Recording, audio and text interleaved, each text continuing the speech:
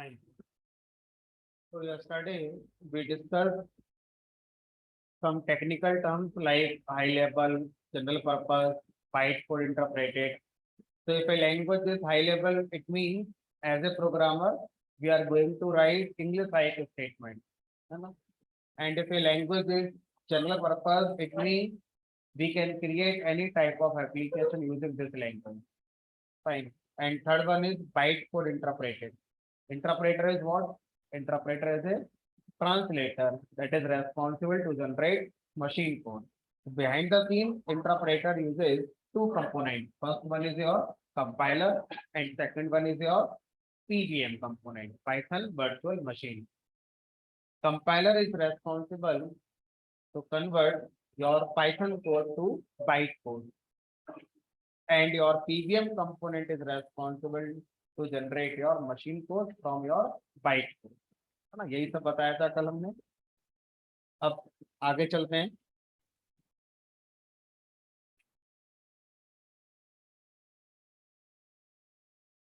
अब संबन ask you कि interpreter को आप कहाँ रखना चाहेंगे, हार्डवेयर कंपोनेंट में या सॉफ्टवेयर कंपोनेंट में? इंटरप्रेटर इटसेल्फ क्या है, एक हार्डवेयर पार्ट होगा पाइथन का या कोई सॉफ्टवेयर पार्ट होगा? अच्छा, मैं आपसे कहूँ कि आप अपने कंप्यूटर में पाइथन के प्रोग्राम को रन कराना चाहते हैं, तो डेट मीन्स आपके कंप्यूटर में पाइथन का इंटरप्रेटर होना चाहिए। तो क्या ऐसा होगा कि आप कोई चिप लेकर आएंगे, वो लगाएंगे कंप्यूटर में, तब पाइथन इंस्टॉल होगी? ऐसा नहीं होगा। यानी कि पाइथन का इंटरप्रेटर एक सॉफ्टवेयर कंपोनेंट होता है, एक हार्डवेयर नहीं है। तो अगर मुझे अपने सिस्टम में पाइथन के प्रोग्राम को रन करना है, तो पहले मुझे पाइथन इंटरप्रेटर को अपने सिस्टम में इंस्टॉल करना होगा। ठीक है, अब इंस्टॉल तो हम करना सीखेंगे, कोई बड़ी बात नहीं है, मुश्किल से 2 से 3 मिनट लगेंगे। बट इम्पोर्टेंट फैक्टर इज कि पाइथन इंटरप्रेटर अपने आप में एक सॉफ्टवेयर है, तो इसको भी तो किसी लैंग्वेज में बनाया गया होगा। पाइथन लैंग्वेज का जो इंटरप्रेटर है, जो मशीन कोड बनाता है, वो एक सॉफ्टवेयर पार्ट है, तो वो भी तो किसी लैंग्वेज में बनाया गया होगा। तो अब क्वेश्चन यहाँ पर है कि पाइथन का इंटरप्रेटर किस लैंग्वेज में बनाया गया है। तो अगर हम इस कॉन्सेप्ट को देखें, तो ये कॉन्सेप्ट 1991 में फर्स्ट टाइम रिलीज हुआ है। तो बनाने वाले ने लेट 80s में इसका आइडिया बना लिया होगा अपने ब्रेन के अंदर। तो लेट 80s में अगर हम चले जाएं, तो कौन सी लैंग्वेज ज्यादा पॉपुलर रही होगी? सी लैंग्वेज।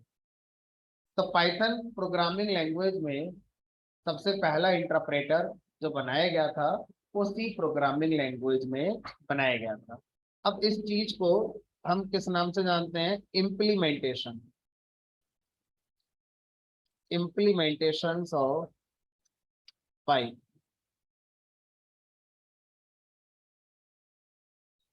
implementations या इंटरप्रेटर ऑफ।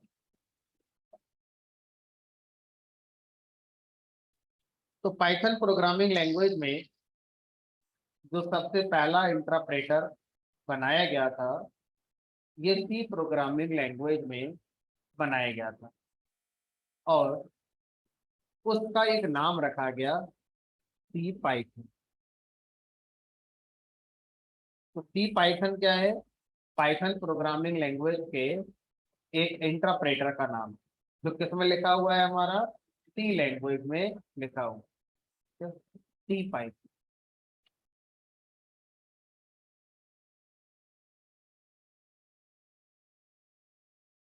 Developed in. उसके बाद जब पाइथन प्रोग्रामिंग लैंग्वेज रिलीज हो गई 1991 में, उसके बाद फिर जावा प्रोग्रामिंग लैंग्वेज रिलीज हुई 1995 में। पाइथन के इंटरप्रेटर को एक बार फिर से बनाया गया, और इस बार जावा लैंग्वेज में उसे बनाया गया। तो जावा प्रोग्रामिंग लैंग्वेज में जो पाइथन का इंटरप्रेटर बनाया गया, उसका भी एक नाम रखा गया, और उसका नाम है जाइथन। तो Jython is not a programming language, Jython is the name of Python interpreter. Similarly C Python is not a programming language, ये भी क्या है हमारा पाइथन लैंग्वेज के एक इंटरप्रेटर का नाम। तो जो जाइथन इंटरप्रेटर है डेवलप्ड इन जावा।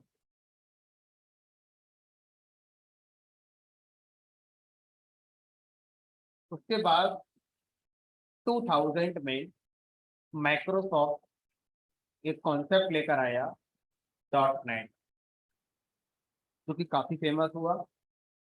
पाइथन का एक तीसरा इंटरप्रेटर भी बनाया गया और इस बार वो डॉट नेट में डेवलप किया गया। उसका नाम रखा आयरन पाइथन। आयरन पाइथन क्या है? ये भी पाइथन का एक इंटरप्रेटर है जो हमारा डॉट नेट में डेवलप किया गया। बाद में पाइथन का इंटरप्रेटर पाइथन में भी बनाया गया जिसका नाम रखा गया पाई पाई। और ये हमारा पाइथन में ही लिखा हुआ। इसके अलावा और भी हैं, तो एक्सेट्रा लगा देते हैं, और भी हैं। अब सर क्वेश्चन ये आता है कि मान लीजिए आपने पाइथन का एक प्रोग्राम बनाया,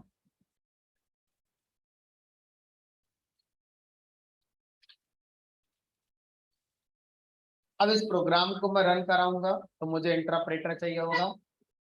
तो अब मैं किस इंटरप्रेटर का यूज करूं, ये कैसे मैं डिसाइड कर पाता हूं? मान लीजिए मैंने चारों इंटरप्रेटर पे इस प्रोग्राम को रन करने को दिया। ये सी पाइथन पे भी गया, जाइथन पे भी गया, सेम प्रोग्राम है, सेम प्रोग्राम सबके पास गया।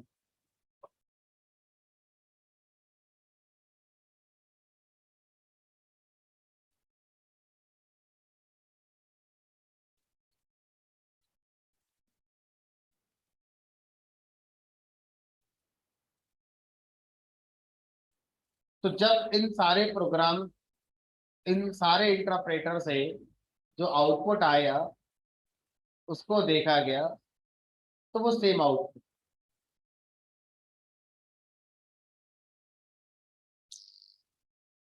इसका मतलब फिर ये हो गया कि आप जब पाइथन प्रोग्रामिंग लैंग्वेज पढ़ेंगे तो पाइथन प्रोग्रामिंग लैंग्वेज में जो आपको कॉन्सेप्ट पढ़ाए जाएंगे like module, function, list, tuple, loop, condition, operator, object oriented programming, जो भी टॉपिक आपको पढ़ाया जाएगा वो जितने भी इंटरप्रेटर हैं सब पर एक जैसा ही एग्जीक्यूट होगा। आप किस इंटरप्रेटर पे अपने पाइथन के प्रोग्राम को रन करेंगे इस बात से आपका आउटपुट बहुत ज्यादा वेरी नहीं करेगा, सेम आउटपुट ही लगभग आता है। ठीक है, इस बात का ध्यान रखेंगे, एक्सेप्शन हर जगह होगी। हो सकता है कि 99% आउटपुट सेम आता हो, 1% कहीं कोई टॉपिक ऐसा हो जो थोड़ा वेरी हो सकता है, तो ऑलमोस्ट हम सेम मान के चल रहे हैं। ठीक, तो फिर इन सब में डिफरेंस क्या है, इन सबको बनाने की जरूरत क्या थी? हम लोग अपना पाइथन का कोर्स जब आगे बढ़ाएंगे तो हम इनको फोकस नहीं करेंगे, क्योंकि हमें जो पाइथन के कॉन्सेप्ट पढ़ने हैं वो सब पे चलते हैं और एक जैसे ही चलते हैं। सोचिए अगर ऐसा होता कि मैंने आपको इफ कंडीशन पढ़ाई और वो सी पाइथन इंटरप्रेटर पे अलग तरीके से इम्प्लीमेंट हो रही है, जाइथन में अलग आउटपुट आ रहा है, आयरन पाइथन में अलग आ रहा है, तो ये तो बहुत कॉम्प्लेक्स हो जाएगा प्रोग्रामर के लिए लैंग्वेज पढ़ना। तो प्रोग्रामर कोई हेडेक नहीं है, तो फिर इन सब की क्या जरूरत थी? किसी एक से ही काम हो जाता हमारा। जरूरत है, और इनमें डिफरेंस है मेमोरी ऑप्टिमाइजेशन का। इसमें डिफरेंस आएगा एग्जीक्यूशन टाइम का। आउटपुट सेम आएगा, लेकिन ऐसा हो सकता है कि किसी इंटरप्रेटर ने मेमोरी कम यूज करी होगी, किसी ने ज्यादा करी होगी, किसी का एग्जीक्यूशन थोड़ा फास्ट हो गया होगा। तो ज्यादातर जो इंटरप्रेटर ये बना बना कर देखे गए हैं ना, ये बस इसीलिए देखे गए हैं कि एग्जीक्यूशन फास्ट हो जाए किसी तरह से। कल हमने देखा था कि हमारा पहले बाइट कोड बनता है, फिर बाइट कोड का हर बार मशीन कोड बनेगा। तो कोशिश यही करी जा रही है कि किसी तरह से एग्जीक्यूशन पास किया जाए। तो जितने भी इंटरप्रेटर बनाए गए हैं इनमें अलग अलग तरह की एल्गोरिथम लगाई गई होंगी मशीन कोड बनाने की, बाइट कोड से मशीन कोड बनाने की, ताकि वो थोड़ा फास्ट हो जाए प्रोसेस। बस डिफरेंस इन्हीं दो बातों का है कि मेमोरी कम ज्यादा लग रही होगी, एग्जीक्यूशन टाइम थोड़ा कम ज्यादा आ रहा हो। That's it। इसके अलावा इन चारों में कोई डिफरेंस नहीं होता। तो जब हम पाइथन लैंग्वेज सीखने आएंगे तो इन बात का कोई फर्क नहीं पड़ेगा, जो कॉन्सेप्ट पढ़ाए गए हैं सब पर एक जैसे हमारे चलते हैं। ठीक है, चलिए। तो अब हम किस पर पढ़ेंगे फिर? भाई हमें एक इंटरप्रेटर तो फिर भी चाहिए होगा, तो हम कौन सा इंटरप्रेटर यूज करेंगे? तो जनरली हम लोग क्या सोचते हैं कि जो सबसे पहले बनाया गया था उसी के साथ अपना आगे कंटिन्यू करते हैं, क्योंकि वो टेस्टेड है, ट्रस्टेड है, पुराना चलता आ रहा है। ठीक है, और जो सबसे पुराना इंटरप्रेटर है पाइथन का वो कौन सा है हमारा? सी पाइथन। तो जब भी आप पाइथन का सेटअप डाउनलोड करते हैं गूगल से, जाने अनजाने में आपको उस सेटअप के साथ जो इंटरप्रेटर दिया जाता है वो सी पाइथन वाला ही होता है। और अगर हम इस बात को जान गए हैं कि ऐसा होता है, तो क्या हम अलग अलग इंटरप्रेटर को डाउनलोड कर सकते हैं? हमने कहा आप कर सकते हैं। तो क्वेश्चन आता है कहाँ से, और जब डाउनलोड करेंगे तो कितना चार्ज लगेगा, क्या कोई अकाउंट बनाना पड़ेगा कहीं पर? तो इसी बात के लिए मैंने एक वर्ड यूज करा है, ओपन। कि पाइथन कैसी प्रोग्रामिंग लैंग्वेज है? Open source. अब ओपन सोर्स का मतलब है इंटरप्रेटर ओपन सोर्स, क्योंकि मुझे इंटरप्रेटर ही तो चाहिए, सबसे इंपॉर्टेंट कंपोनेंट तो वही है। अब मान लीजिए हम और आप लोग इतना पढ़ लिख गए कि हमने अपना एक इंटरप्रेटर बना दिया पाइथन के लिए, और वो सबसे ज्यादा फास्ट है और वो सबसे कम मेमोरी का यूज करता है। शेयर नहीं, आगे आ जाओ बहुत।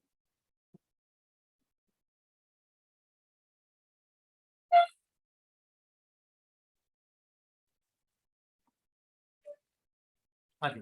तो मान लीजिए हम और आप लोगों ने मिलकर एक पाइथन का इंटरप्रेटर बना दिया जिसका एग्जीक्यूशन फास्ट है, मेमोरी भी कम यूज करता है।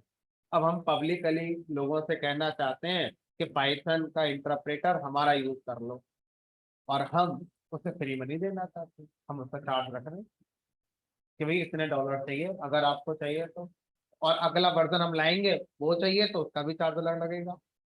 तो अब ये पाइथन ओपन सोर्स है या नहीं ये क्वेश्चन नहीं रह गया। अब क्वेश्चन ये है कि पाइथन की जो इम्प्लीमेंटेशन है, दैट इज इंटरप्रेटर, वो क्या है? तो अभी ये चारों इंटरप्रेटर ओपन सोर्स, इन चारों का कहीं कोई चार्ज नहीं है, लेकिन फ्यूचर का नहीं पता।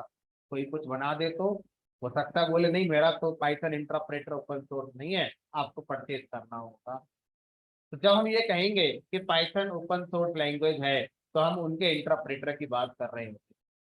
अब हर किसी की अपनी अपनी वेबसाइट। तो सी पाइथन इंटरप्रेटर को डाउनलोड करने की जो वेबसाइट है उसका नाम है python.org। python.org। इस वेबसाइट से जब आप पाइथन का सेटअप डाउनलोड करते हैं तो वो सी पाइथन वाला आता है। और अगर आप पाइथन का वो सेटअप डाउनलोड करना चाहते हैं जिसमें इंटरप्रेटर जावा में लिखा होना चाहिए, तो वेबसाइट है हमारी jython.org। और तीसरी वाले का नाम है आयरन python.net। और इसका है www.pypy.। तो ये चार अलग अलग इंटरप्रेटर, इनको डाउनलोड करने की चार अलग अलग वेबसाइट। लकीली ये चारों के चारों ओपन सोर्स हैं, किसी का कोई चार्ज नहीं है।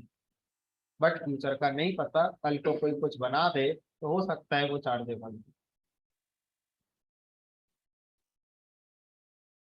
चलो इन चारों वेबसाइट पे चलते हैं। तो अभी तक जो ऑब्जर्व किया गया है वो ये कि पाई.org सबसे फास्ट है, 4 टाइम फास्ट है, 4 गुना ज्यादा तेजी से प्रोग्राम को रन करता है पाई। ठीक है, तो बहुत से लोग पाई जो इंटरप्रेटर है उसके साथ प्रोग्रामिंग करना पसंद करते हैं। बट अगर हम आज अपने हार्डवेयर को देखें तो हमारे हार्डवेयर काफी स्ट्रांग हो गए हैं। 8 GB RAM, 4 GB RAM, 16 GB RAM के साथ हमें तो बहुत ज्यादा खास फर्क वो अब पता नहीं चलता। लेकिन अगर हम कंपेयर करते हैं, पैरामीटर लगा दें कंपैरिजन का, तो पाई.org इन सब में सबसे फास्ट होता है।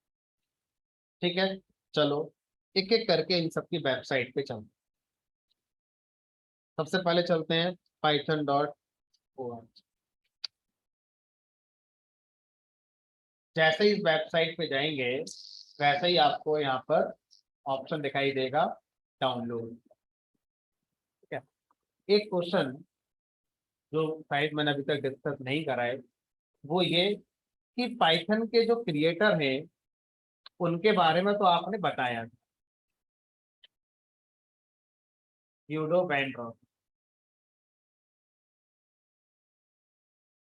तो इन्होंने पाइथन को क्रिएट करा, तो ये देंगे ना हमें पाइथन, हमें तो इनसे मांगनी चाहिए चलाओ पाइथन का सेटअप दो। हम उन वेबसाइट के पास क्यों जा रहे हैं? भाई जिसने जो चीज बनाई हमें तो उससे मांगनी चाहिए ना, बनाने वाले तो ये थे। तो इनिशियली जब पाइथन को बनाया गया था तो उस समय ये CWI ऑर्गेनाइजेशन में काम करते थे। CWI ऑर्गेनाइजेशन का अपना कोई नेटवर्क होगा, वहां पर ये अपने पाइथन को डिस्ट्रीब्यूट कराते थे। जहां भी जिस ऑर्गेनाइजेशन में इन्होंने स्विच करा होगा, लाइफ टाइम CWI के पास तो नहीं रहे होंगे, कुछ समय बाद इन्होंने अपनी ऑर्गेनाइजेशन चेंज करी और एक दूसरी ऑर्गेनाइजेशन है CNRI, US बेस्ड ऑर्गेनाइजेशन है, वहां पर उन्होंने ज्वाइन किया। तो CNRI का अपना जो नेटवर्क था वहां पर अब पाइथन को उन्होंने अपलोड करा और लोग वहां से डाउनलोड करने लगे। तो ऐसे करके रोसम जिस ऑर्गेनाइजेशन को ज्वाइन करते थे उस ऑर्गेनाइजेशन का जो अपना नेटवर्क होता था, उसकी अपनी जो वेबसाइट होती थी, वहां से हम लोग डाउनलोड करते थे। रोसम को एक बात समझ में आई कि उस दिन क्या होगा जिस दिन मैं दुनिया में नहीं होऊंगा। उस दिन पाइथन को कौन डाउनलोड करवाएगा फिर, और इसको आगे कौन मेंटेन करेगा? इसमें चेंजेस जो हो रहे हैं समय के साथ वो कौन करेगा फिर चेंजेस? जब तक ये है तब तक तो ये करते रहेंगे, उसके बाद फिर कौन करेगा? तो इसी बात को ध्यान में रखते हुए रोसम ने अपनी खुद की एक ऑर्गेनाइजेशन बनाई और उसका नाम रखा पाइथन सॉफ्टवेयर फाउंडेशन। शॉर्ट में इसे क्या बोलते हैं? PSF। और ये जो ऑर्गेनाइजेशन है, ये ऑर्गेनाइजेशन बनाई गई थी 2001 में। उससे पहले जिस ऑर्गेनाइजेशन को रोसम ज्वाइन करते थे उसी के थ्रू पाइथन का सेटअप हमें मिलता था। 2001 में ऑफिशियली पाइथन को मेंटेन करने वाली एक ऑर्गेनाइजेशन बनाई गई जिसका नाम पड़ा पाइथन सॉफ्टवेयर फाउंडेशन। अब उसमें इन्होंने एज ए CEO ज्वाइन करा, खुद की कंपनी है, और लोगों को जोड़ लिया। अब इन्होंने कहा भाई मैं रहूं ना रहूं दुनिया में, ये ऑर्गेनाइजेशन ही पाइथन को मेंटेन करेगी। जो लोग इसको ज्वाइन करेंगे उनकी रेस्पॉन्सिबिलिटी होगी पाइथन को मेंटेन करने की, पाइथन के नए वर्जन रिलीज करने। पाइथन सॉफ्टवेयर फाउंडेशन जो हमें पाइथन का सेटअप प्रोवाइड कर रही है, उस सेटअप में जो इंटरप्रेटर आता है वो सी पाइथन वाला, यानी कि रोसम ने जो सबसे पहला इंटरप्रेटर बनाया था वो सी पाइथन वाला बनाया था। तो ये जो वेबसाइट है जो मैं आपको दिखा रहा हूँ, यहाँ पे डाउनलोड में जब आप जाएंगे तो ये वेबसाइट पाइथन सॉफ्टवेयर फाउंडेशन की है। यहाँ से हम पाइथन को जब डाउनलोड करेंगे तो वो सी पाइथन इंटरप्रेटर के साथ डाउनलोड होती है। अब सर ये बात कहीं लिखी नहीं है कि इसमें जो पाइथन आएगी वो हमारा सी पाइथन वाली होगी, लिखी है। मैं बताता हूँ कहाँ लिखी। जब आप इस वेबसाइट को ओपन करके डाउनलोड वाले ऑप्शन पे आते हैं तो यहाँ पर एक ऑप्शन आएगा अल्टरनेटिव इम्प्लीमेंटेशन, इस पे क्लिक करेंगे तो यहाँ पे लिखा हुआ है this site host the traditional implementation. परंपरागत पुरानी इम्प्लीमेंटेशन पाइथन की ये वेबसाइट आपको दे रही है। क्या नाम है उसका? निक्ड नेम सी पाइथन। तो सी पाइथन यहाँ पर आपको मिल रही है। इसके अलावा और भी हैं, कौन कौन सी हैं? आयरन पाइथन, जाइथन, पाई पाई। पाई पाई में देखो लिखा भी है इन्होंने। पाई पाई क्या है हमारा? फास्टर इम्प्लीमेंटेशन, सबसे ज्यादा फास्ट हमारा यही है। ठीक है, अब वापस आते हैं। एक और इंटरेस्टिंग फैक्ट कि जब आप पाइथन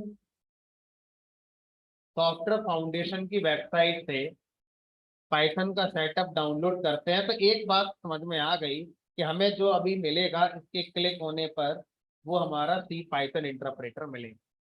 लेकिन जो एक इंटरेस्टिंग फैक्ट है जो रह गया बताने से, वो ये, पाइथन का अपना कोई वर्जन नहीं होता, उसके इंटरप्रेटर का वर्जन होता है।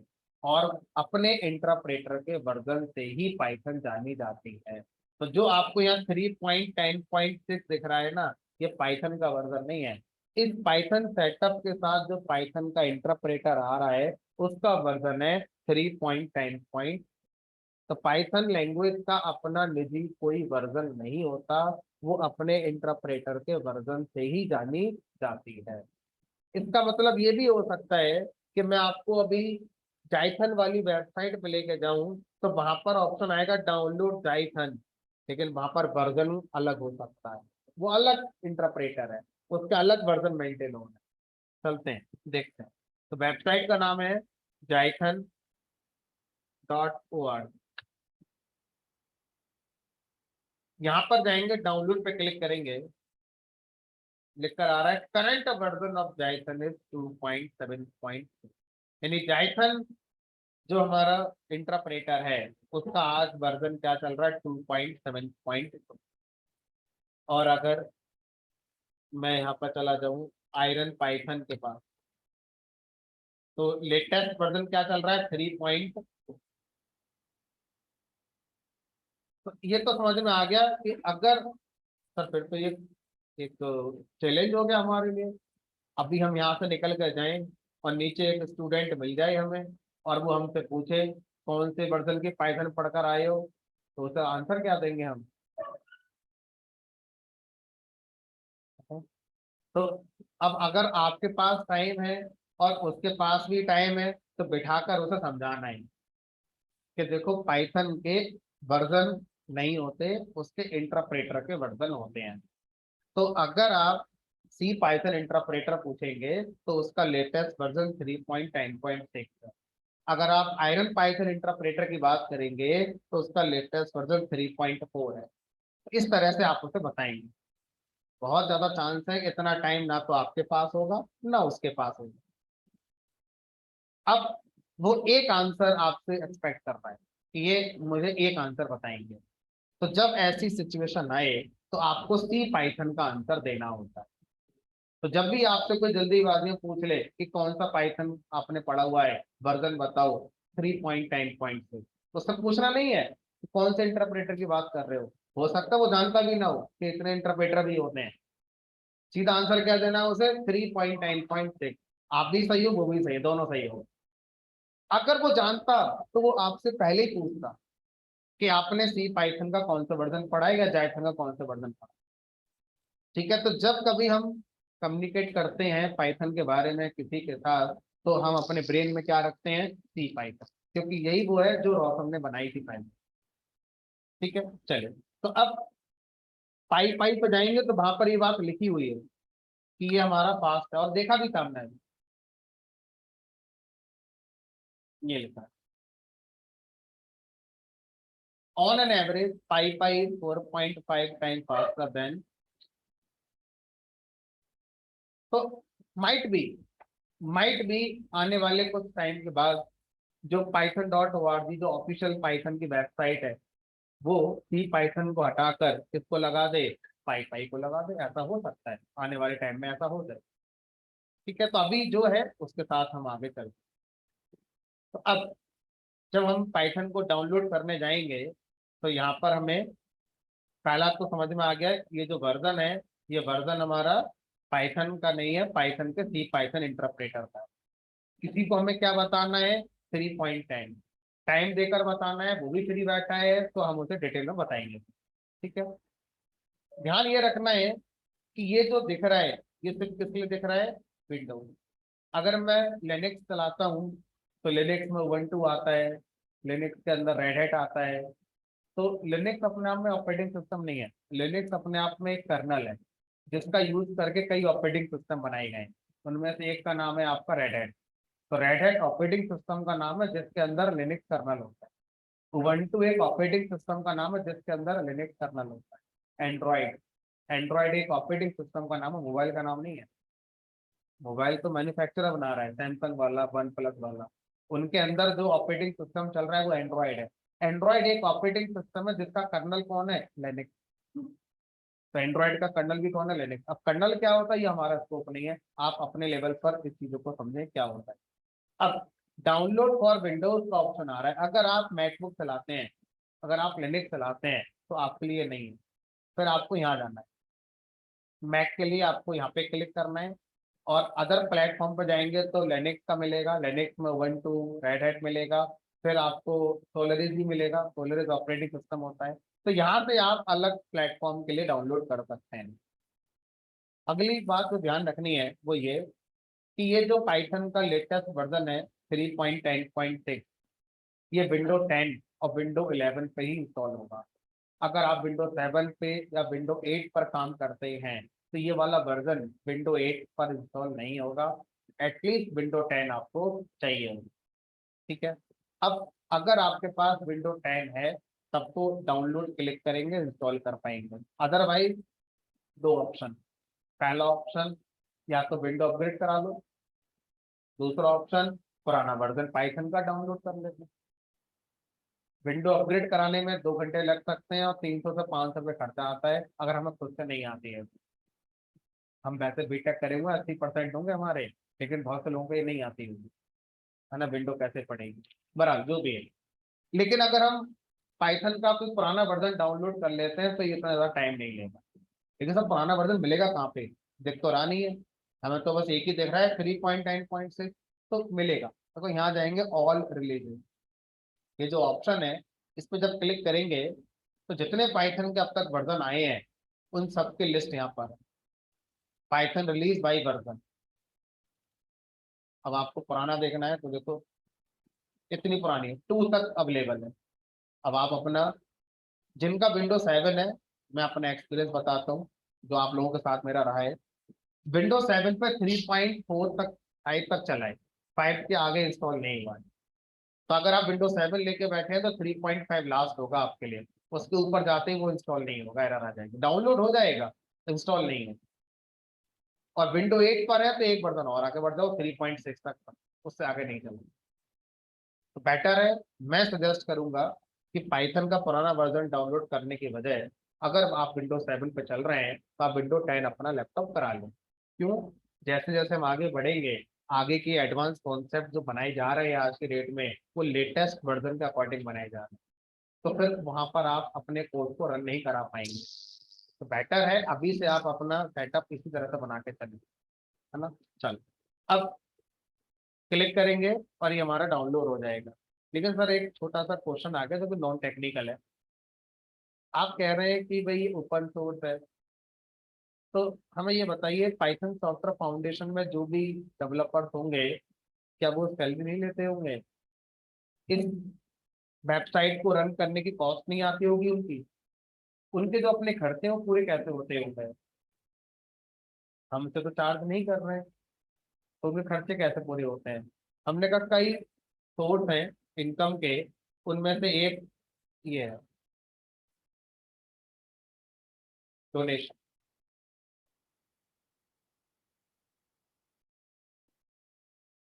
तो आप डोनेट कर सकते हैं, अगर आपको लगता है कि बेचारे वो कैसे काम करेंगे तो आप डोनेट कर सकते हैं, कर दो डोनेट।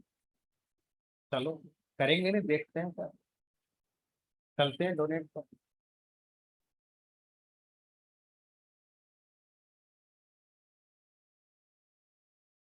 $10 से कम तो वो मना ही कर रहा है, मतलब कम से कम 800 रुपये तो आप देते ही जाओगे, है ना? बाकी बात बहुत सारी चीजें, अपना ईमेल एड्रेस पेपाल से करना है, कहाँ से करना है, सब कुछ आपको दे रहे हैं। ठीक है। अब आप बोलेंगे सर कौन करता होगा डोनेशन, मतलब जिस लेवल पर अभी आप हैं, हम हैं, हम लोग यही सोचेंगे कि कौन करेगा डोनेशन, लेकिन हर कोई हमारे जैसा नहीं है ना, तो ऐसे लोग भी होते होंगे जो करते होंगे। अब हुआ क्या, कुछ कंट्रीज में जैसे अक्सर आप देखते हैं कि भाई बहुत सी रिसर्च ऑर्गेनाइजेशन होते हैं, जैसे इसरो हो गई, नासा हो गई, तो गवर्नमेंट तो फंडिंग कर रही है इनके लिए, उनका खर्चा कहाँ से हो रहा है, गवर्नमेंट दे रही है पैसा, उन कंट्री गवर्नमेंट दे रही है। उसी तरह से गवर्नमेंट में कई सारे क्लॉज होते हैं कंपनीज को लेकर, तो एक कैटेगरी कंपनी की होती है नो प्रॉफिट नो लॉस। तो अगर आपने अपनी कंपनी बनाई, कोई कोई ऑर्गेनाइजेशन बनाई जिसकी कैटेगरी आपने नो प्रॉफिट नो लॉस रखी हुई है, तो आपको बहुत सारे बेनिफिट गवर्नमेंट की तरफ से मिलते हैं। और जो आदमी आपको डोनेशन देगा, गवर्नमेंट उसको टैक्स में भी कुछ ना कुछ रिलेक्शन देगी। अब जो बहुत पैसा कमा रहा है, वो कहीं ना कहीं तो इन्वेस्टमेंट दिखाएगा, कोई LIC पॉलिसी लेगा, कोई मेडिकल लेगा, कोई कुछ करेगा, डोनेशन कर दो, भला काम कर रहे हैं ये लोग, आपका ही फायदा होगा, टैक्स में फायदा होगा, इनका ही फायदा हो जाएगा, है ना। तो इस तरह से बहुत सी कंट्रीज ने, अगर आप इनको डोनेशन देते हैं, तो अगर आप उस कंट्री के रहने वाले हैं, तो वहां पर आपको टैक्स में फायदा मिलेगा। और कुछ गवर्नमेंट की तरफ से भी इनका ईयरली बजट होता है, no profit no loss organisation का गवर्नमेंट की तरफ से बजट हमारा होता है। प्लस इस ऑर्गेनाइजेशन के साथ ऐसे बहुत से लोग जुड़े हुए हैं एज वॉलेंटियर। वॉलेंटियर मतलब हम कोई नोबल कॉज कर रहा है, हम उसके साथ जुड़ना चाहते हैं, उसकी हेल्प करना चाहते हैं। तो बहुत से लोग जो ऑलरेडी ओरेकल में, माइक्रोसॉफ्ट में, IBM में लाखों रुपए महीने कमा रहे हैं, करोड़ों का पैकेज है ईयरली उनका, वो लोग हफ्ते में अगर 2 घंटे दे देंगे तो क्या चला जाएगा, ऐसे लोग इनसे जुड़े हुए। तो इस तरह से जितनी भी ये ऑर्गेनाइजेशन है जो ओपन सोर्स प्रोडक्ट हमें देती हैं, वो no profit no loss organisation होती हैं, डोनेशन से काम चल रहा है उनका। बहुत से लोग उनके साथ फ्री में लगे हुए हैं, है ना, उनको लगता है कोई अच्छा काम कर रहा है, चलो सपोर्ट करते हैं टेक्नोलॉजी के लिए, है ना। और कुछ गवर्नमेंट की तरफ से भी एडेड हमारी आती है। बराबर, अभी हमारा पॉइंट ऑफ व्यू ये नहीं होना चाहिए, हम लर्निंग फेज में। ठीक है, तो अभी हमने क्या करा, इस पर क्लिक करा और ये हमारा डाउनलोड हो गया। 27 MB का सिर्फ हमारा सेटअप है जो कि हमारा डाउनलोड हो जाता है। ठीक है, अब इसका इंस्टॉलेशन करेंगे। जब आप इसका इंस्टॉलेशन करेंगे, तो ऐसा भी हो सकता है कि सर आपके कंप्यूटर में पहले से पाइथन इंस्टॉल होगी, आप और बैचेस भी पढ़ाते होंगे, तो और बैचेस में तो पाइथन चली रही होगी आपकी। आपने कहा, तो क्या ऐसा हो सकता है कि ऑलरेडी मेरे सिस्टम में एक पाइथन इंस्टॉल है, दोबारा से फिर करें, सेम वर्जन करेंगे तो नहीं आएगा, बोलेगा अपग्रेड करने के लिए। डिफरेंट वर्जन करेंगे, चाहे लोअर हो चाहे अपर, तो वो सेपरेट कॉपी इंस्टॉल कर देगा। दैट मीन्स मेरे कंप्यूटर में मान लीजिए 3.9 पाइथन इंस्टॉल्ड होती और मैं 3.10 इंस्टॉल करने आ रहा हूँ, तो दोनों की सेपरेट कॉपी बनेगी। ऐसा नहीं है कि 9 अपग्रेड होकर 10 हो जाएगा, अब 10 ही चलेगा, नहीं, दोनों की अलग अलग कॉपी मेंटेन होगी। 3.10 मेरे में पहले से ही है, एक प्रोजेक्ट आ गया जो कि मुझे 3.6 पे डेवलप करना है, क्योंकि जहां वो चलेगा वहां पर उतना ही है, उससे आगे का कॉन्सेप्ट ही नहीं है। तो अब मैं ऐसा नहीं करूंगा कि 3.10 को अनइंस्टॉल करूंगा तब 6 इंस्टॉल होगा, नहीं, दोनों की अलग अलग कॉपी अलग मेंटेन। अब मैं क्या करता हूँ, अपने सिस्टम में जो पहले पाइथन इंस्टॉल्ड है उसको मैं अनइंस्टॉल करता हूँ। Hardly will take 2 minute. बाकी आपका हार्डवेयर क्या है उस पर भी डिपेंड करेगा।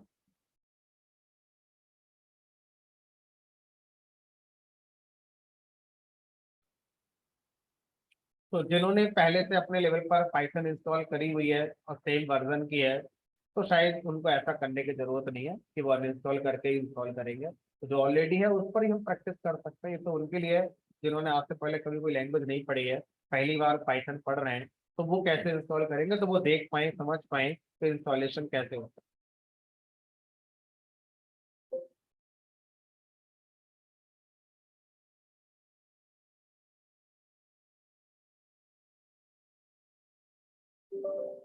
चलिए, तो मेरे सिस्टम से पाइथन अनइंस्टॉल हो चुकी है। अब मैं सेटअप पे डबल क्लिक करूंगा। और जैसे ही मैं सेटअप पे डबल क्लिक करता हूँ, वैसे ही यहाँ पर आपको कुछ चीज़ें दिखाई देती हैं। इंस्टॉल पाइथन, इंस्टॉल की लोकेशन, कस्टमाइजेशन करना है, जितनी मिल रही है चीज़ें उनमें कुछ और जोड़ना है या उनमें से कुछ कम चाहिए, वो आप यहाँ से कर सकते हैं। और अभी हमें वो फोकस नहीं करना है, हमें फोकस करना है इस वाले पार्ट कि नीचे बॉटम में एक ऑप्शन आ रहा है ऐड पाइथन 3.10 टू पास। इस ऑप्शन को हमें चेक करते हुए आगे के प्रोसेस को करना है। अगर हम इस ऑप्शन को चेक नहीं करते हैं तो इनिशियली तो कोई प्रॉब्लम नहीं आएगी, लेकिन जब मैं आपको आगे चलकर थर्ड पार्टी लाइब्रेरी को इंस्टॉल करना सिखाऊंगा यूजिंग पिट कमांड, तो उस दिन आपका वो कमांड नहीं चलेगा जो आपकी लाइब्रेरी को अलग से डाउनलोड करेगा। तो उस दिन आपको फिर क्या करना होगा, अनइंस्टॉल करके दोबारा इंस्टॉल करना होगा और इस ऑप्शन को चेक करते हुए आगे बढ़ना होगा। जिन लोगों ने कभी जावा लैंग्वेज पढ़ी हुई है वो लोग मैन्युअली पाथ सेट कर सकते हैं। तो इसका मतलब होता है पाइथन जहाँ इंस्टॉल होगी पाइथन का पाथ सेट हो जाएगा। तो अगर आप एनवायरमेंट वेरिएबल के बारे में जानते हैं कंप्यूटर के अंदर तो मैन्युअली जाके भी आप पाथ सेट कर सकते हैं, है ना। लेकिन बेटर है कि आप इसको याद रखें। तो मैंने इसको चेक कर दिया। अब अगर आप ये बोलेंगे तो सर हमने जब इंस्टॉल करी थी हमें तो ध्यान ही नहीं है कि हमने इसको चेक किया भी था कि नहीं किया था, फिर क्या करोगे। अरे तो मैंने अभी अनइंस्टॉल करा ना आपके सामने, आप भी कर देना, 2 मिनट लगेंगे वो। और फिर से इंस्टॉल कर लेना जैसे मैं कर रहा हूँ, फिर से 2 मिनट लगेंगे, क्या दिक्कत आ रही है। अगर याद है तो ठीक है, नहीं है तो कोई बात नहीं। अब इंस्टॉल पे क्लिक करेंगे।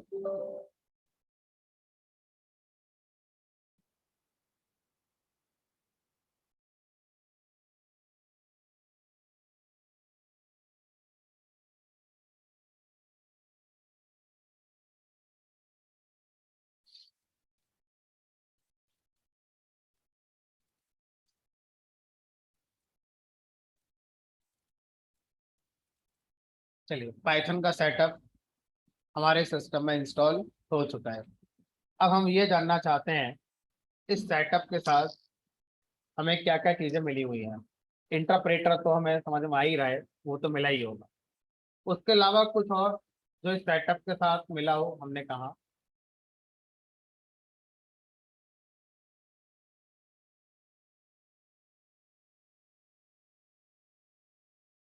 पाइथन सेटअप के साथ आपके लिए सबसे पहला कंपोनेंट मिलता है पाइथन इंटरप्रेटर। आउटर लेवल पर इसका नेचर होता है ट्रांसलेटर का, और ये हमारे लिए क्या करता है, मशीन कोड बढ़ाने वाला काम करता है। इसलिए हम इसको कह देते हैं कि यही हमारे प्रोग्राम को रन करता है। ठीक है, तो पाइथन इंटरप्रेटर क्या है। पाइथन इंटरप्रेटर अगर शॉर्ट में एक लाइन में लिख दिया जाए, हम कह सकते हैं एक ट्रांसलेटर है। Translator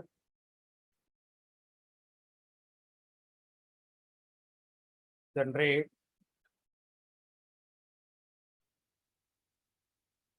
low level. दूसरा कंपोनेंट जो इंटरप्रेटर के अलावा हमें मिलता है वो है हमारा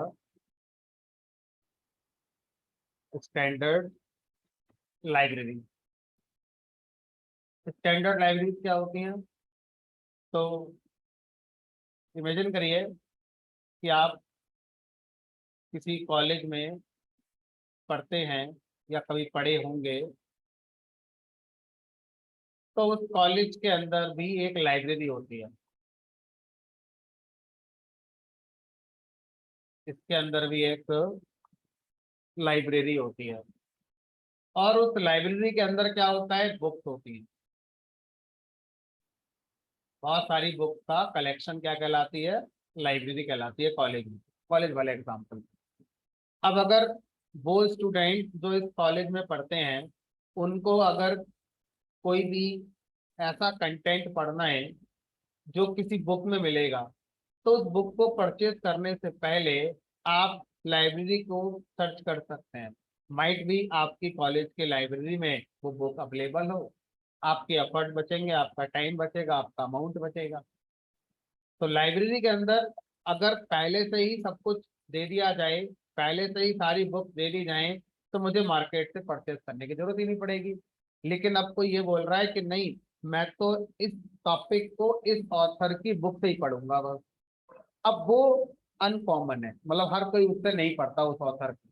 तो क्या वो लाइब्रेरी में साइट मिले? तो अब वो स्टूडेंट जो उसी ऑथर की बुक से टॉपिक पढ़ेगा, उसको अब क्या करना होगा, अपनी मेहनत करनी पड़ेगी, उसको मार्केट से परचेस करनी पड़ेगी। क्योंकि कॉलेज वाले अपने लाइब्रेरी में वो चीजें रखेंगे जो कॉमन है, जो आपको पढ़नी है, मुझे पढ़नी है, इनको पढ़नी है, जो यूनिवर्सिटी से लगाई गई बुक्स हैं जिन ऑथर्स की, वो हमारी मिलेंगी। कोई स्पेसिफिक ऑथर की स्पेसिफिक टॉपिक की बुक तो नहीं मिलेगी, अपनी देख लो मार्केट से जा।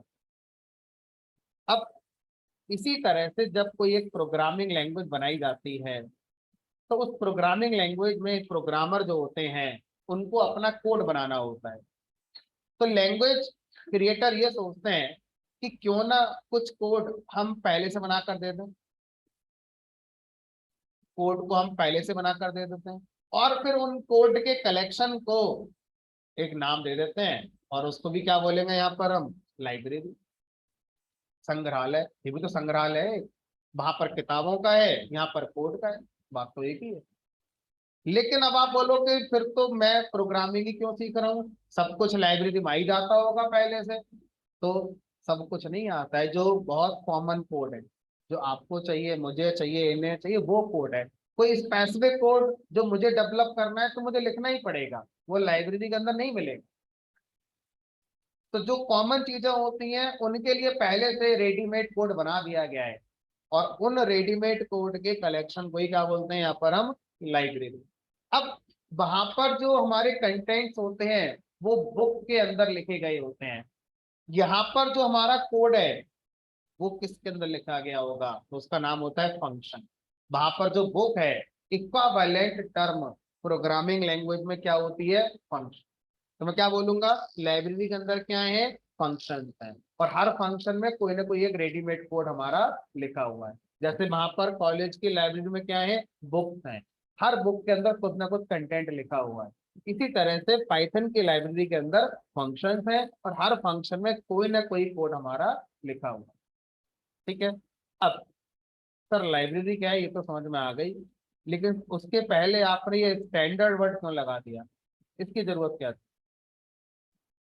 समझते हैं। तो जब पाइथन के क्रिएटर पाइथन की लाइब्रेरीज को बना रहे होंगे, तो उन्होंने जो बेसिक पाइथन है सिर्फ उसकी लाइब्रेरीज बनाई। अगर किसी को जेंगो पढ़नी है, तो Django is not a programming language, Django is the name of library. तो जेंगो की लाइब्रेरी पाइथन के क्रिएटर ने नहीं बनाई है। जेंगो हमारे और आपके जैसे किसी इंसान ने सोचा और उसकी क्या बना दी, लाइब्रेरी बना दी। इसी तरह से अगर किसी को डेटा एनालिटिक्स पढ़नी है, तो उसके लिए पांडास नाम की लाइब्रेरी आती है। पांडास लाइब्रेरी को पाइथन के क्रिएटर ने नहीं बनाया, हमारे आपके जैसा कोई इंसान रहा होगा जिसने बना दी। अगर मैं मशीन लर्निंग की बात करता हूँ, तो मशीन लर्निंग की लाइब्रेरी का नाम है एसके लर्न, गूगल ने बनाई हुई है। तो इसका मतलब यह है कि मार्केट में और भी लाइब्रेरीज होंगी जो पाइथन के क्रिएटर ने नहीं बनाई है, किसी और ने बनाई है। उन लाइब्रेरीज को हम क्या बोलेंगे, थर्ड पार्टी लाइब्रेरी। और वो लाइब्रेरी जो पाइथन सेटअप के साथ हमें दी जा रही हैं, उनको हम बोलते हैं स्टैंडर्ड लाइब्रेरी। तो अगर कोई आपसे बोले कि ये पाइथन में कैसे होगा, तो मैंने कहा यार इसकी तो लाइब्रेरी आती है। अगला क्वेश्चन मैं पूछूंगा, कौन सी आती है, स्टैंडर्ड लाइब्रेरी आती है, थर्ड पार्टी आती है। अगर आपने बोला स्टैंडर्ड आती है, दैट मीन्स अब मुझे कोई चिंता नहीं है, सेटअप के साथ वो आ गई है। अगर आपने बोला नहीं वो थर्ड पार्टी लाइब्रेरी है, मुझे चिंता होगी, अब मुझे उसे डाउनलोड करना पड़ेगा पहले गूगल, उसके बाद वो मेरे कंप्यूटर पर आएगी। इसलिए वर्ड लगाना जरूरी है, स्टैंडर्ड लाइब्रेरी। तो वो कोड जो हमें पाइथन सेटअप के साथ दिया जा रहा है, वो हमारा क्या है, स्टैंडर्ड लाइब्रेरी। क्या है, collection of function provided by PS Python software foundation की तरफ से जो हमें फंक्शंस का कलेक्शन प्रोवाइड किया जा रहा है उनको हम क्या बोल रहे हैं, स्टैंडर्ड लाइब्रेरी।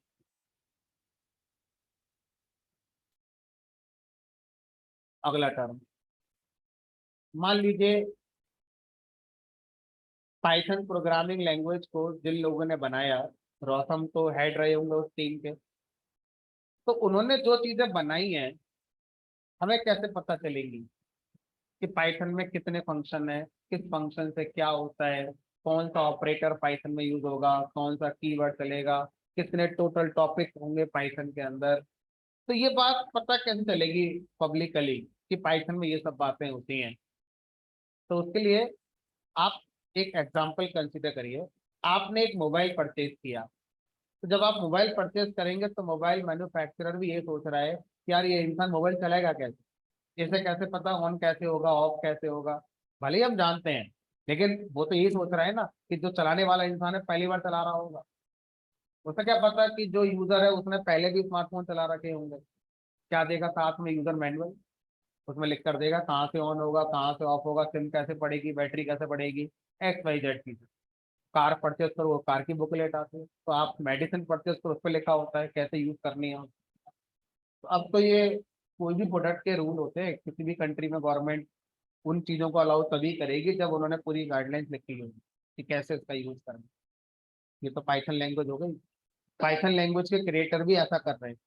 पाइथन के सेटअप के साथ उन्होंने क्या दिया, एक यूजर मैनुअल, उसमें सब कुछ लिख दिया कि पाइथन में कितने टॉपिक हैं, किस टॉपिक में क्या होता है, कितने फंक्शन है, किस फंक्शन से क्या होता है, कितने आर्गुमेंट होंगे, वापस क्या करेगा, कितने ऑपरेटर, कितने कीवर्ड, जो जो चीजें हैं वो सब उन्होंने एक किताब में लिखकर दे दी। और उस किताब को हम क्या बोलते हैं, पाइथन डॉक्यूमेंटेशन। डॉक्यूमेंटेशन डॉक्यूमेंटेशन का मतलब क्या होता है, official reference of Python by PS। तो अगर आप मुझसे पूछेंगे सर पाइथन की बुक बता दो, तो यही है। क्योंकि जो बुक लिखने वाला इंसान है उसने थोड़ा ना बनाई है पाइथन। फिर जिसने पाइथन बनाई है उसकी बुक पढ़ो, ज्यादा अच्छी होगी, जेन्युइन होगी, ऑथेंटिक होगी। तो वो यही है, खरीदने की जरूरत ही नहीं है। पाइथन सेटअप के साथ पाइथन का डॉक्यूमेंटेशन आ रहा है। किसी भी टेक्नोलॉजी के साथ ऐसा होता है, बस हमें पढ़ना है। अगर हम पढ़ना जानते हैं तो किसी भी टेक्नोलॉजी को पढ़ सकते हैं क्योंकि उसका डॉक्यूमेंटेशन उसके साथ आता है। ठीक है, तो ये क्या हो गया हमारा, ये हो गया हमारा ऑफिशियल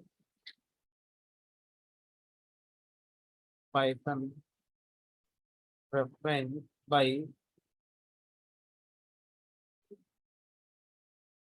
और क्या मिलेगा इस सेटअप के साथ, इस सेटअप के साथ अब मान लीजिए जैसे आपने स्टैंडर्ड लाइब्रेरी की बात करी, ये वो हैं जो PSS की तरफ से पाइथन सेटअप में दे दी गई है। अगर मुझे अलग से जो थर्ड पार्टी लाइब्रेरीज होती हैं उनको डाउनलोड करना हुआ तो मुझे गूगल पर जाने की जरूरत नहीं है, गूगल के सर्च बार में सर्च करने की जरूरत नहीं है, क्योंकि पाइथन सेटअप के साथ एक कमांड आपको दी जा रही है जिसका नाम है पिप कमांड। पिप कमांड का काम यही है कि जो भी थर्ड पार्टी लाइब्रेरीज हैं उनको इजीली डाउनलोड करना इंटरनेट से और आपके कंप्यूटर में इंस्टॉल भी कर देना। आपको कुछ नहीं करना है, बस पिप कमांड का यूज सीखना होगा कि ये यूज कैसे करे जाते हैं। अभी नहीं सीख रहे हैं, अभी जब हम लिख रहे हैं कि पिप नाम से एक कमांड आती है और इसका पर्पस क्या है, इसका पर्पस है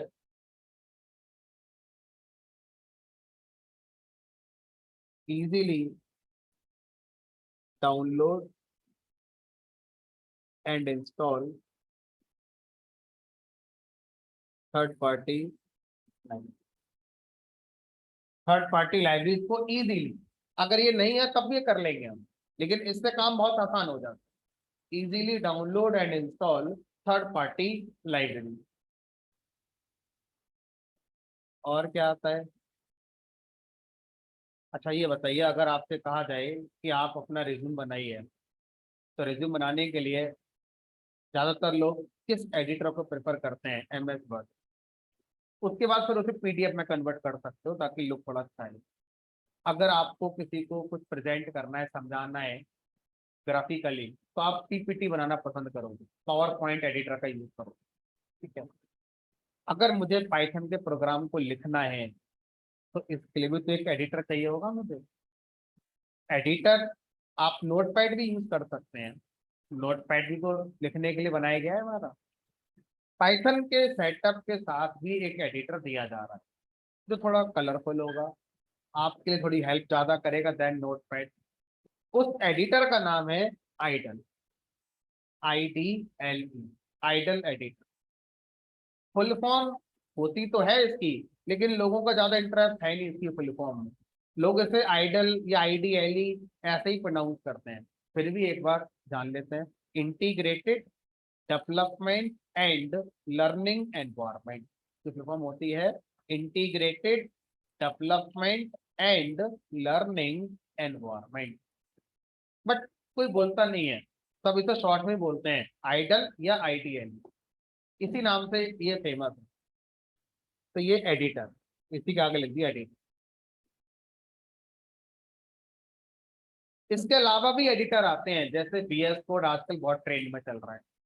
ठीक है, जुपिटर एडिटर है हमारा, पाईचार्म है, और भी एडिटर हैं जिनका यूज किया जा सकता है पाइथन कोडिंग करने के लिए। लेकिन पाइथन सेटअप के साथ सब नहीं आते। पाइथन सेटअप के साथ सिर्फ एक ही आता है जिसका नाम है आइडल। अगर आप VS कोड के साथ कोडिंग करना चाहते हैं कर सकते हैं, आप अलग से डाउनलोड करिए और उसका यूज करिए। आपको पाईचार्म अच्छा लगता है तो पाईचार्म को अलग से डाउनलोड करिए, फिर उसका यूज करिए। ठीक है, बट सेटअप के साथ जो मिलेगा वो एक ही एडिटर मिलेगा जिसका नाम है आइडल एडिटर।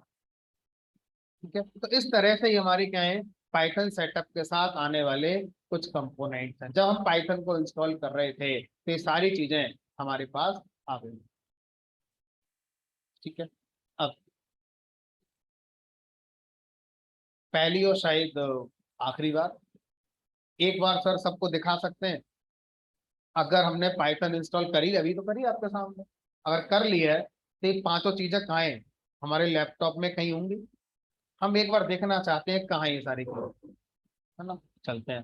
तो जहां पर हमने पाइथन को इंस्टॉल किया है वो C ड्राइव में इंस्टॉल होगी। C ड्राइव के अंदर एक यूजर नाम का फोल्डर होगा। यूजर फोल्डर में जाएंगे, सबके में यूजर फोल्डर होगा। ठीक है, अच्छा, मैकबुक और लिनक्स का मुझे आइडिया नहीं है कि वो कहाँ मिलेगी। विंडोज के लिए बता रहा हूँ, विंडोज के लिए यहाँ मिलेगी। ठीक है, लिनक्स और मैकिन्टोश का अलग डायरेक्टरी स्ट्रक्चर होता है, अलग उनका एक रूट होता है, अलग तरीके से वो चलेगा। तो यूजर्स में जाएंगे। यूजर्स के अंदर जिस यूजर से आपने सिस्टम चलाया है, पाइथन को इंस्टॉल करा है, उस यूजर के अंदर जाएंगे। जैसे मेरे में यूजर का नेम ड्यूकैट है। अब जब इस यूजर के अंदर जाएंगे तो यहाँ पर एक हिडन फोल्डर होगा। एक हिडन फोल्डर होता है जो दिखाई नहीं देता है। तो पाइथन एक हिडन फोल्डर में जाके इंस्टॉल होती है, सिक्योरिटी की वजह से, ताकि कोई उसकी फाइलों को डिलीट डिलीट ना करे, है ना। और उस हिडन फोल्डर का नाम होता है हमारा प्रोग्राम डेटा। प्रोग्राम डेटा इस नाम का एक हिडन फोल्डर होगा। अब इसको पहले अनहाइड करेंगे। कैसे करोगे, जो हमारा व्यू नाम का ऊपर टैब आ रहा है इस पे जाएंगे, और यहाँ पर एक ऑप्शन आता है हिडन आइटम्स को सेलेक्ट करने का, मतलब वो दिखेंगे, तो सेलेक्ट कर लिया मैंने। ठीक है, अब इसके अंदर आपको कुछ हिडन फोल्डर देखने शुरू हो गए होंगे। देखो प्रोग्राम डेटा फोल्डर दिख रहा है कहीं। प्रोग्राम डेटा डायरेक्ट अगर नहीं आ रहा है तो एक ऐप डेटा करके आएगा, उसके अंदर आएगा ऐप डेटा।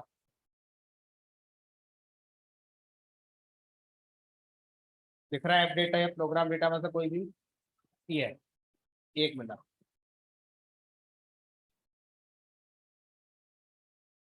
ये है ऐप। इसके अंदर जाएंगे, इसके अंदर लोकल नाम से फोल्डर होगा। आप ऊपर एड्रेस बार में देखते रहना अगर पीछे रह जाएंगे। लोकल फोल्डर में जाएंगे। लोकल फोल्डर के अंदर जब जाएंगे तो यहाँ पर प्रोग्राम नाम से एक फोल्डर होगा। प्रोग्राम फोल्डर के अंदर जाएंगे तो आपको पाइथन नाम से फोल्डर दिखाई दे। ठीक है, पाइथन 3.10 आज ही करा था इंस्टॉल, 24 अगस्त 2022, 3:38 पर ये इंस्टॉल हुआ। ठीक है, इसके अंदर जाएंगे। सबसे पहले देखते हैं पाइथन इंटरप्रेटर। तो ये वाली जो फाइल है, तो ये पाइथन इंटरप्रेटर की फाइल है। अगर आपने इसको डिलीट कर दिया तो पाइथन का प्रोग्राम रन नहीं होगा। तो ये जो फाइल यहाँ पर दिख रही है, ये पाइथन डॉट exe नाम है इसका, ये पाइथन का इंटरप्रेटर है। अगर आपने इसे डिलीट कर दिया तो पाइथन रन नहीं होगा। ये हो गया पहला। दूसरा, पाइथन की स्टैंडर्ड लाइब्रेरी, एक लिब नाम से फोल्डर होगा, LIB, ये लिब नाम से फोल्डर है, इसके अंदर जाएंगे। ये सब पाइथन की लाइब्रेरी है, ये सब पाइथन की लाइब्रेरी है। अभी हमें समझ में नहीं आएगा, बस अभी हम देख रहे हैं। तो अगर मैंने ये फोल्डर डिलीट कर दिया तो पाइथन का कोई प्रोग्राम नहीं चलेगा, क्योंकि हर प्रोग्राम में कोई ना कोई लाइब्रेरी का फंक्शन का यूज हम कर ही रहते हैं। तो पहले ही प्रोग्राम प्रिंट का यूज करेंगे ही करेंगे। ठीक है, ये लाइब्रेरी हो गई, दो चीजें हो गई। तीसरा क्या बताया था मैंने? डॉक्यूमेंटेशन। ये रहा डॉक, ये किताब है। तो कोई अगर आपसे पूछे किस वर्जन में क्या नए फीचर आए हैं, इस किताब में सब लिखा है। कहीं मिले ना मिले गूगल पे, यहाँ सब लिखे। आप ओपन करो, व्हाट्स न्यू इन पाइथन, कौन से वाले वर्जन में? इस वाले में 3.10.6 में नया क्या। हमने कहा अभी छोड़ो, ट्यूटोरियल पढ़ना शुरू करो, टेक क्लिक करो, पढ़ना शुरू कर दो अपना। ये रही पाइथन की किताब। यहाँ पर अब चैलेंज क्या आएगा? एक बहुत ज्यादा आइडियल पिक्चर है। जब पाइथन ने ये डॉक्यूमेंटेशन बनाया होगा, पाइथन के क्रिएटर्स ने, तो उन्होंने ये नहीं सोचा होगा कि पढ़ने वाले को कितने की जरूरत है, क्योंकि वो सबको बना रहे हैं। अब मुझे जितने की जरूरत है मैं उतना ही पढ़ूंगा। लेकिन अगर मैं इस डॉक्यूमेंटेशन को फॉलो करने लगूं तो मुझे तो इसे खत्म करने में कई साल लग जाएंगे। इमेजिन करो, ये डॉक्यूमेंटेशन 1991 से पाइथन जो बन रही थी और 2022 तक जो बनी है, 31 साल में जो हुआ है, सब कुछ लेकर आ रहा होगा। आपको लगता है कि आप 4 महीने में 31 साल की पाइथन पढ़ लोगे पूरी? तो सब कुछ पढ़ने की कोशिश नहीं करनी है। वो पढ़ना है जिससे जॉब पहले मिल जाए, उसके बाद फिर वो पढ़ना है जिससे सैलरी और आगे बढ़ेगी, वहां पर जो प्रोजेक्ट आएगा, वहां पर जो चीजें यूज होंगी। तो हमें क्या पढ़ना चाहिए, ये इंपॉर्टेंट है। हमें सबसे पहले वो पढ़ना चाहिए जो बहुत कॉमन होता है। चाहे मैं पाइथन के किसी भी फील्ड में जाऊं, वो चीजें तो मुझे आनी ही चाहिए। उसके बाद वो चीजें पढ़नी चाहिए जो इंटरव्यू में पूछी जाती हैं। उसके बाद फिर वो पढ़ना चाहिए जहां मैं जॉब कर रहा हूँ, वहां पर जो प्रोजेक्ट आया हुआ है उसमें क्या यूज हो। कल को प्रोजेक्ट दूसरा आएगा तो मैं फिर वो चीज ही पढ़ूंगा जो दूसरे प्रोजेक्ट में यूज हो रहा है। पहले तो सब कुछ पढ़ के नहीं जाना हो। जब बनाने वाला एक नहीं तो पढ़ने वाला एक ही। आपको लगता है एक इंसान ने पूरी सब कुछ बना दिया? एक टीम रही होगी, सालों से लगे हुए हैं ये लोग, तब जाके आए। बट डॉक्यूमेंटेशन से जब मैं पढ़ने जाता हूँ तो वो ये बात भूल गए हैं। उन्होंने तो सब कुछ लिखकर दे दिया है, अब निकालो इसमें से मेरे काम का कौन सा। इसीलिए जो और बुक्स आती हैं ऑथर की, वो काम कर जाती हैं, क्योंकि वो सेलेक्टेड चीजों को उठाते हैं और जो काम की चीजें हैं वो लाकर अपनी किताब में छापते हैं और अपनी थोड़ी लैंग्वेज को आसान कर देते हैं, अपने कुछ एग्जाम्पल ऐड कर देते हैं। इसीलिए डॉक्यूमेंटेशन ना के बराबर लोग पढ़ते हैं फ्रेशर लेवल पर। लेकिन जब आप एक्सपीरियंस होल्डर हो जाते हैं और जब कोई नई चीज मार्केट में आती है जिसकी किताब भी नहीं है अभी, कहाँ जाओगे फिर? यही एकमात्र सहारा हो। हर टेक्नोलॉजी का डॉक्यूमेंटेशन उसके साथ जरूर आता है। ठीक है, चलो, ये हो गया डॉक्यूमेंटेशन। फिलहाल हम पढ़ने में इंटरेस्टेड भी नहीं है। उसके बाद चौथा क्या बताया था मैंने? Pick command. यहाँ पर स्क्रिप्ट नाम का एक फोल्डर होगा, इसके अंदर जाओगे तो ये रही पिक कमांड। अगर ये आपने डिलीट कर दी तो थर्ड पार्टी लाइब्रेरी अब आप डाउनलोड नहीं कर पाओगे। तो इसको डिलीट नहीं करना है, तो ये अपनी फाइल जिस जगह पर है उसी जगह पर रहनी चाहिए। ये आपकी पिप कमांड। और लास्ट क्या था? IDLE editor. यहाँ पर जाके देखने की जरूरत नहीं है, वो तो सर्च बार में आ गया होगा। सर्च बार में जाओ, टाइप करो आईडीएल। ये एडिटर का ऑप्शन तभी आएगा आपके में जब आपने पाइथन इंस्टॉल करी होगी, और अगर आपके पास पाइथन इंस्टॉल नहीं हुई तो ये लॉन्चर ऑप्शन नहीं आएगा। आगे सारे कंपोनेंट, अब हम डे टू डे प्रोग्रामिंग में बस इसी का यूज करेंगे आइडल का, बाकी सब बैकएंड में चल रहा होगा, हमें उन पर काम थोड़ा ना करना है, बस एक बार देख लेना था कि हाँ सब होता है हमारे कंप्यूटर में, नहीं होता है। चलिए कल थर्सडे है, थर्सडे को हमारा बैच ऑफ रहता है। अगली क्लास आपकी जो होगी वो फ्राइडे को होगी। आपके क्लास के डेज हैं Monday, Tuesday, Wednesday, Friday. Thursday of रहेगा, सैटरडे संडे ऑफ रहेगा। फ्राइडे को मिलेंगे 3 दिन। जिन्होंने अभी क्लासरूम का ग्रुप ज्वाइन नहीं करा है, मजूर सर